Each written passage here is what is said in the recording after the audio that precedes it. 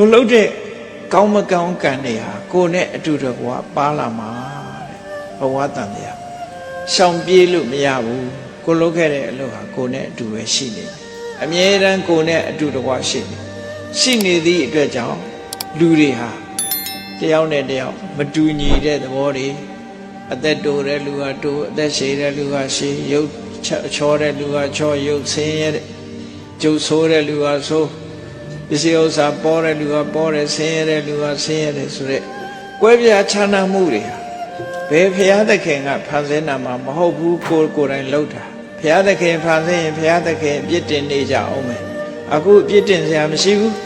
ဘယ်သူမပြုတ်မိမိမှုကံကြမ္မာနဲ့တန်တရားဆက်ဆက်နေတယ်ဆိုဒီအမြင်မျိုးအဲ့တော့ဒီအမြင်မျိုးမြင်ထားခြင်းအပြင်ငါလုံးလို့ငါဖြစ်တာဆိုရင်ကိုယ့်ကိုယ်ပဲပြစ်တင်မှုရှိတယ်လူကကိုယ့်ကိုယ်ကြတော့အပြစ်မတင်ဘူးနော်လူဆိုတဲ့သဘောတရားတွေဟာတော်တော်ထူးဆန်းတယ်လူတွေဟာတော်အံ့စရာကောင်းမတော်တဆပကံလေးတစ်ခွက်ကိုယ့်ကြောင့်ကြကွဲတယ်ဆိုရင်မတော်လို့တယ်သူများကြောင့်ကြကွဲရင်နမောနမဲနိုင်တယ်လို့အပြစ်တင်နော်ဒီပကံလေးတစ်လုံးမှမနိုင်ရဘူးလားကြကွဲရမလားဆိုအပြစ်တင်ကိုယ့်ကြတော့ဘာဖြစ်လဲမတော်လို့ကိုယ့်ကြတော့ခွင့်လွတ်ပြီးသားဖြစ်နေတယ်မတော်လို့ဆိုရပုံမှန်နဲ့ခွင့်လွတ်လိုက်တယ်ဟိုကကြတော့နမောနမဲနိုင်တယ်ဆိုပြီးစွဲချက်တင်တယ်အဲ့ဒီလိုလူရဲ့တဘာဝအဲ့တိုင်းပဲဒါကြောင့်မလို့လူတွေဟာ